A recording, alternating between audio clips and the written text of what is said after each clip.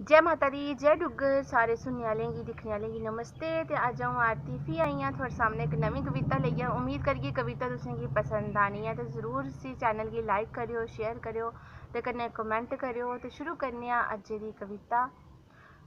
माता दा आशीर्वाद देवतें दा वरदान न धीआं। माता दा आशीर्वाद देवतें दा वरदान न धीआं। सच पुच्छो दा माह्नू दा कल्याण न धीआं। सच पुच्छो दा माह्नू दा कल्याण न धीआं। खिड़दे फुल्लां दा हासा न धीआं। खिड़दे फुल्लां दा हासा न धीआं। इक पंघूड़ा सुर्गे दी गासा न धीआं। इक पंघूड़ा सुर्गे दी गासा न धीआं। प्यार कोला बद्ध प्यार न धीआं। प्यार कोला बद्ध प्यार न धीआं। इक सच्चा सुच्चा विचार न धीआं। इक सच्चा सुच्चा विचार न धीआं।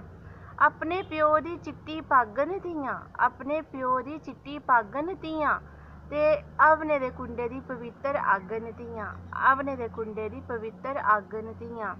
कत्तू पुन्नेआं दा मोख न धीआं। कत्तू पुन्नेआं दा मोख न धीआं। अपने माऊ दे कालजे दा संदोख न धीआं। अपने माऊ दे कालजे दा संदोख न धीआं। फुल्ल खिलदे उस धरती उप्पर। फुल्ल खिड़दे उस धरती उप्पर जित्थै हसदियां न धीआं। फुल्ल खिड़दे उस धरती उप्पर जित्थै हसदियां न धीआं। घर सुर्ग बनी जंदा ऐ जित्थै जाइयै बसदियां न धीआं। घर सुर्ग बनी जंदा ऐ जित्थै जाइयै बसदियां न धीआं। मता मता धन्नवाद।